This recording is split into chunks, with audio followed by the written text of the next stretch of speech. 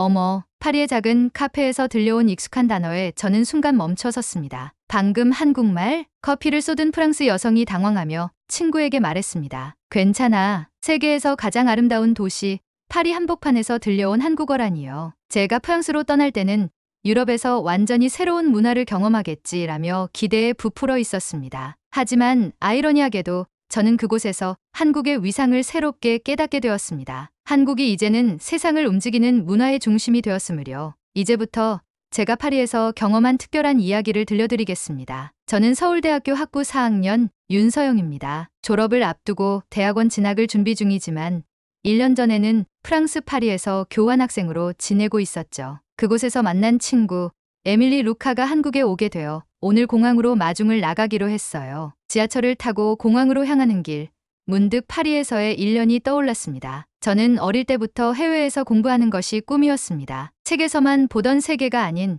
직접 경험하는 세상을 동경했습니다. 다큐멘터리나 여행 프로그램을 보면서 저곳에 가면 어떤 기분일까?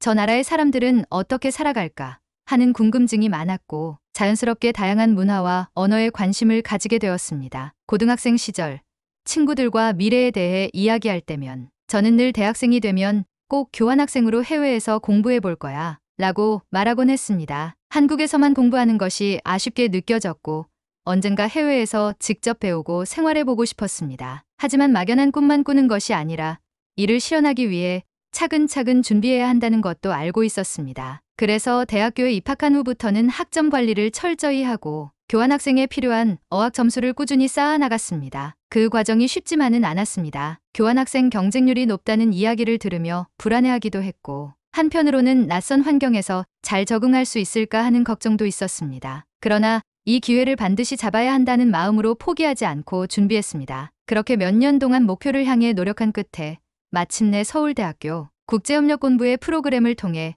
교환학생으로 선발되었습니다. 그것도 제가 가장 가고 싶었던 프랑스 명문 그랑제콜 시앙스포 파리에서 1년 동안 공부할 기회였습니다. 제가 프랑스를 선택한 이유는 명확했습니다. 첫째, 저는 고등학교 때부터 제2외국어로 프랑스어를 배웠습니다. 하지만 읽기와 쓰기에 비해 듣기와 말하기 실력을 키울 기회는 많지 않았고 프랑스에서 직접 생활하면서 언어 실력을 키우고 싶다는 생각이 강했습니다. 언어는 단순히 문법과 단어를 외우는 것이 아니라 그 문화를 직접 경험하면서 몸으로 익히는 것이 중요하다고 생각했기 때문입니다. 둘째, 파리는 예술과 문화의 중심지였습니다. 루브르 박물관, 오르세 미술관, 셰익스피어 앤드 컴퍼니 서점 같은 곳을 직접 방문해보고 싶었고 길거리에서 펼쳐지는 공연이나 다양한 예술 행사를 체험해보고 싶었습니다. 프랑스는 역사적으로도 예술과 철학이 발전한 나라였고 저는 그 분위기를 온전히 느껴보고 싶었습니다. 셋째, 시앙스포는 정치 경제 국제 관계 분야에서 유럽 최고의 명성을 자랑하는 학교였습니다. 프랑스뿐만 아니라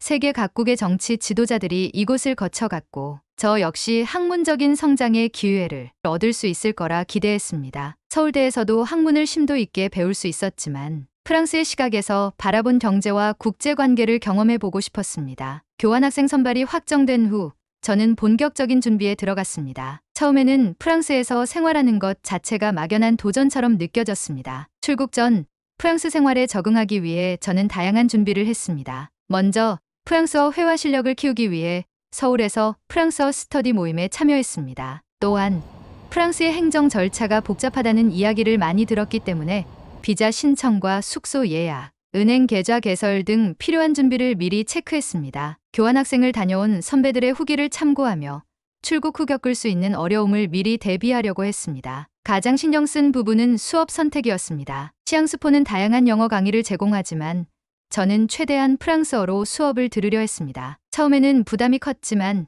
교환학생으로 간 만큼 적극적으로 도전해보고 싶었습니다. 저는 기대로 가득 찬 마음을 안고 비행기에 올랐습니다. 비행기가 이륙할 때 창밖으로 보이는 서울의 야경을 바라보며 생각했습니다. 이제 정말 새로운 세상이 펼쳐지겠구나. 그리고 저는 몰랐습니다. 그 새로운 세상 속에서 제가 오히려 한국이라는 나라를 더 깊이 이해하게 될 줄은 말입니다. 파리에 도착한 후 저는 현지인들이 주로 지내는 기숙사에 들어가 생활하게 되었습니다. 저렴한 곳이기도 했지만 혹시라도 긴급한 상황이 생겼을 때 현지인들의 도움을 받을 수 있겠다는 생각도 있었습니다. 처음 기숙사에 도착했을 때는 긴장한 상태였습니다. 방을 배정받고 짐을 풀고 난 뒤 휴게실에서 커피를 마시며 잠시 긴장을 풀고 있었습니다. 그런데 그때 한 여성이 조심스러운 발음으로 말을 걸어왔습니다. 안녕하세요. 한국 사람인가요? 예상치 못한 한국어 인사에 놀란 저는 반사적으로 네라고 대답했어요. 그러자 그녀가 환하게 웃으며 자신을 소개했습니다. 저는 클레르 모네입니다. 저는 BTS 팬 아미입니다. 순간 저는 너무 놀랐어요. 외국에서 한국어를 들을 줄은 몰랐는데 그것도 BTS 팬이라니. 저는 반가운 마음에 한국말을 정말 잘하시네요 라고 말했습니다. 그러자 클레르는 쑥스러운 듯 미소를 지으며 설명했습니다. 시앙스포에 입학하려고 3년 동안 열심히 공부했어요. 그때 스트레스를 BTS와 K-팝을 들으며 풀었어요. 그러다 보니 자연스럽게 한국어도 배우게 됐어요. 클레르의 이야기를 듣는 순간 처음엔 낯설고 어색했던 기숙사가 조금은 편안하게 느껴졌습니다. 저는 한국 문화와 언어를 사랑하는 클레르에게 왠지 모를 친밀감을 느꼈고 우리는 자연스럽게 친구가 되었습니다. 이후 클레르는 저에게 기숙사 생활에 대한 여러 가지 팁을 알려주었고 저는 점점 그녀에게 의지하게 되었습니다. 클레르는 한국 드라마에도 관심이 많았고 제가 추천해준 드라마를 보면서 점점 더 한국어 실력이 늘어갔어요. 저희는 매주 한 편씩 드라마를 같이 보고 한국 음식도 만들어 먹으며 서로의 문화를 공유했습니다. 덕분에 저는 프랑스어 실력도 조금씩 늘어났고 파리 생활에 한층 더 적응할 수 있었습니다. 기숙사 생활을 시작한 지 일주일쯤 지났을 때였어요. 근처에 괜찮은 카페가 있다고 해서 혼자 커피를 마시러 갔습니다. 주문을 하고 자리에 앉아 있었는데 옆 테이블에 앉아 있던 프랑스 여성 2명이 눈에 띄었습니다. 그중 한 명이 커피를 쏟자 갑자기 어머 라고 말하는 거예요. 순간 저는 깜짝 놀랐습니다. 이건 한국어? 라고 생각하는 순간 옆에 있던 친구가 괜찮아? 라고 말하며 그녀를 걱정했어요. 그런데 그 말이 끝나자 두 사람은 서로를 쳐다보며 깔깔 웃는 거예요. 저는 너무 신기했습니다. 한국어를 너무 자연스럽게 사용하는 프랑스인들을 보고 있자니 여기가 파리인지 이태원인지 모르겠네 하는 생각까지 들었습니다. 한류가 정말 멀리까지 퍼졌다는 걸 새삼 실감하는 순간이었습니다. 나중에 알고 보니 두 사람은 한국어 학원을 다니면서 서로 연습하고 있던 친구들이었습니다. 저는 그들과 짧게 인사를 나누고 그들의 한국어 실력에 감탄하며 더 많은 한국어 학습자들이 있다는 것을 깨달았습니다. 그날 저녁, 저는 간단히 먹을 빵을 사러 근처 빵집에 들렀어요. 빵 진열대를 바라보며 무엇을 살까 고민하던 중 무심코 맛있겠다라고 혼잣말을 했습니다. 그런데 그 순간 카운터에 있던 점원이 저를 보고 한국어로 말을 걸어왔어요. 한국인이세요? 저는 순간 놀라면서도 반가운 마음에 네, 한국말을 정말 잘하시네요 라고 대답했습니다. 그러자 그녀는 살짝 부끄러워하며 말했습니다. 조금 할 줄 알아요. 독학으로 배웠어요. 저는 너무 놀라서 다시 물어봤습니다. 독학으로요? 어떻게 배우셨어요? 그녀는 웃으며 대답했습니다. 한국에 꼭 가보고 싶어서요. 그래서 조금씩 공부하고 있어요. 지금 여행 경비를 모으고 있어요. 그녀가 또박또박 말하는 모습이 인상적이었습니다. 완벽하지는 않지만 발음이 제법 정확했습니다. 저는 그녀의 노력에 감탄하면서 진짜 한국 여행 가시면 너무 좋을 거예요 라고 말했고 그녀는 눈을 반짝이며 꼭 그날이 오길 바란다고 했어요. 그렇게 저는 그 빵집의 단골이 되었습니다. 이후로 빵을 사러 갈 때마다 그 점원과 한국어로 짧은 대화를 나누곤 했어요. 그녀의 이름은 에밀리 루카였습니다. 한국을 동경하며 열심히 한국어를 배우는 그녀와의 대화는 저에게도 특별한 경험이었어요. 저는 그녀가 언젠가 한국을 방문할 날을 기대하며 파리에서의 일상이 점점 더 즐거워지고 있음을 느꼈습니다. 이후 에밀리는 저에게 한국 여행 계획에 대해 이야기했고 저는 여행할 때 꼭 가봐야 할 곳과 맛있는 음식들을 추천해 주었어요. 에밀리와의 대화는 단순한 손님과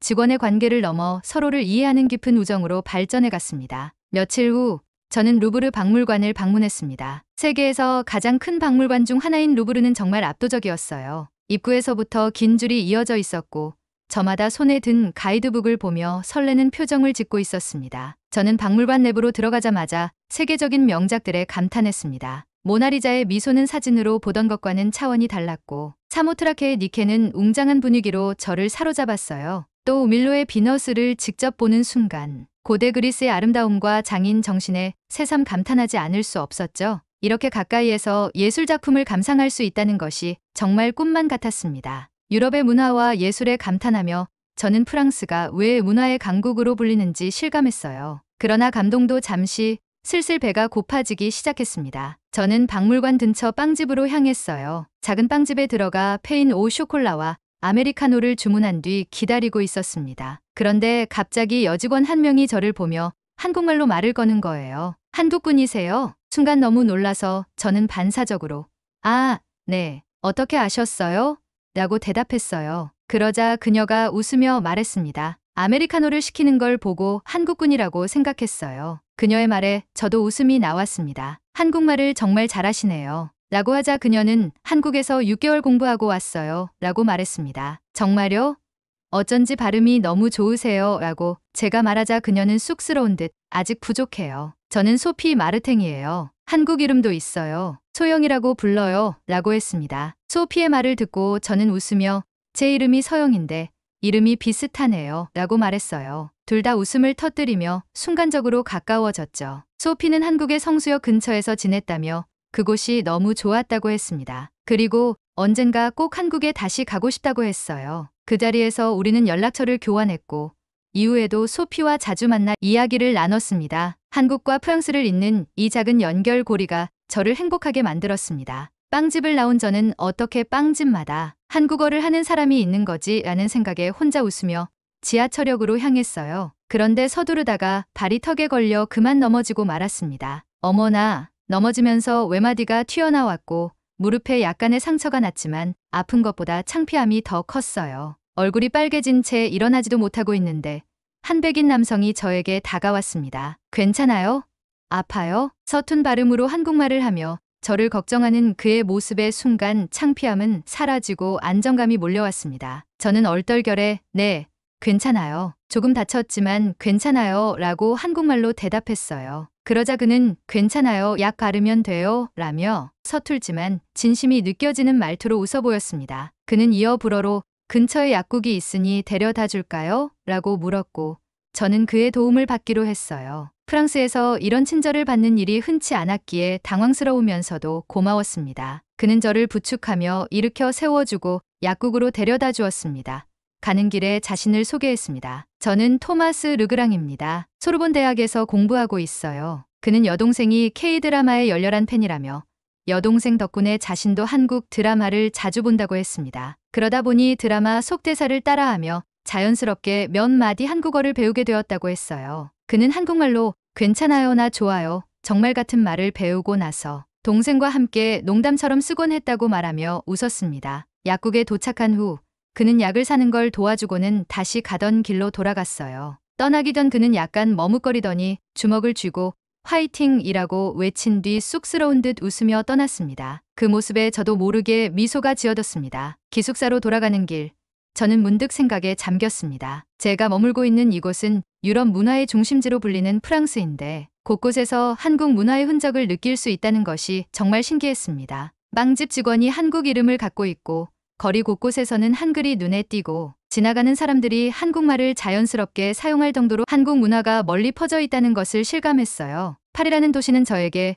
유럽 문화를 배울 수 있는 공간인 동시에 한국의 위상을 다시금 깨닫게 해주는 특별한 공간이 되었습니다. 저는 이런 만남들이 앞으로도 계속될 것 같다는 기분 좋은 예감을 느끼며 기숙사로 발걸음을 옮겼습니다. 기숙사로 돌아온 저는 클레르와 마주 앉아 오늘 있었던 이야기를 들려주었습니다. 루브르 박물관에서의 감동적인 경험부터 빵집에서 만난 소피와의 이야기, 그리고 길에서 도움을 준 토마스까지. 제가 한국인이라는 사실만으로도 사람들이 친절하게 대하는 것이 느껴졌다고 말하자 클레르는 웃으며 대답했습니다. 프랑스는 원래 자국 문화에 대한 자부심이 굉장히 높은 나라야. 그런 프랑스에서 이렇게 생활 속까지 한류가 스며들어 있다는 건 정말 대단한 일이야. 클레르는 이어서 일본의 사례를 들어 설명을 이어갔습니다. 유럽에서는 19세기 중반부터 일본 문화를 접하기 시작했어. 자포니즘이라는 이름으로 동양의 신비한 문화가 서양 예술에 영향을 미쳤고 현대에 와서는 1960년대부터 일본의 애니메이션과 만화가 본격적으로 들어왔지. 어린이와 청소년들이 열광했고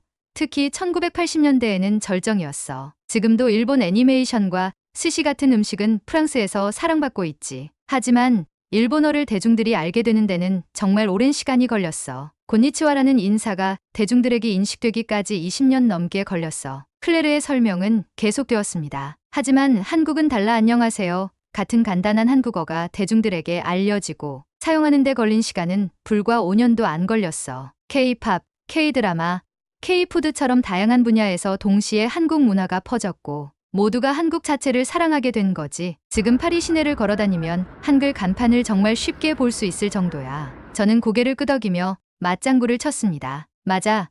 심지어 중국 음식점에도 한글로 메뉴가 적혀 있어서 한식당인 줄 알았던 적도 있어. 클레르는 웃으며 덧붙였습니다. 그리고 서툴지만 사람들이 한국어를 배워서 말하는 것도 정말 대단한 일이야. 요즘 내 친구 중에도 감사합니다나 사랑해요 같은 말을 흉내내며 배우는 사람들이 많아. 그만큼 한국에 대한 관심이 크다는 거겠지. 우리는 서로 웃으며 대화를 나눴습니다. 한국 문화가 얼마나 빠르게 스며들었는지 또 얼마나 많은 사람들이 한국을 사랑하게 되었는지 다시금 느낄 수 있었습니다. 며칠 후 저는 클레르와 함께 에펠탑을 보러 갔습니다. 파리에 왔다면 반드시 가봐야 할 명소였고 저도 이곳에 올 때마다 설레는 마음을 감출 수 없었습니다. 에펠탑 아래에는 많은 관광객들이 삼삼오오 모여 사진을 찍고 있었어요. 그런데 그곳에서 들려오는 음악 소리에 고개를 돌려보니 광장 한쪽에서 몇 명의 어린 여학생들이 K-팝 노래에 맞춰 춤을 추고 있었습니다. 그들은 아마 SNS에 올릴 영상을 촬영하고 있는 것 같았어요. 음악은 제가 아는 곡이었고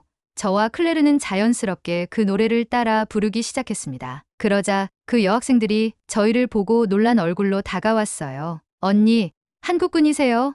정확한 한국말로 소녀들은 말을 걸어왔습니다. 저는 살짝 당황하며 아, 네 라고 대답했어요. 그러자 갑자기 학생들이 우르르 몰려오더니 언니, 같이 사진 찍어도 돼요?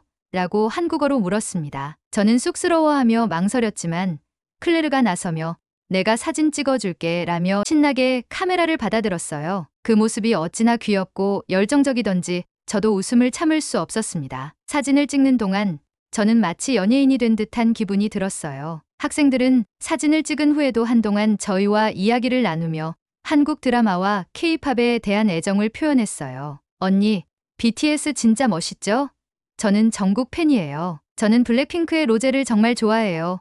언젠가 한국에 꼭 가보고 싶어요. 그들의 반짝이는 눈을 보며 저는 한국 문화가 이곳 프랑스에서 얼마나 많은 사람들의 삶에 스며들었는지를 실감했습니다. 그리고 학생들 중 한 명이 한국말로 감사합니다 라고 또박또박 말하며 손을 흔들었을 때 다시 한번 미소가 번졌습니다. 에펠탑을 배경으로 학생들과 사진을 찍고 우리는 광장을 천천히 걸으며 이야기를 이어갔습니다. 저는 클레르에게 이렇게 말했어요. 사실 프랑스에 오기 전에는 한국 문화가 이렇게까지 사랑받고 있을 줄은 몰랐어. 프랑스 문화를 배우기 위해 이곳에 왔는데 오히려 내가 한국의 위상을 더 깊이 느끼고 있는 것 같아. 클레르는 미소를 지으며 대답했어요. 그게 바로 문화의 힘이지. 프랑스도 자국 문화에 대한 자부심이 강하지만 지금은 이렇게 다양한 문화를 받아들이는 시대야. 그리고 한국은 그 중심에 있는 것 같아. 저는 고개를 끄덕이며 그녀의 말에 공감했습니다. 프랑스에서의 교환학생 생활은 단순히 공부만이 아니라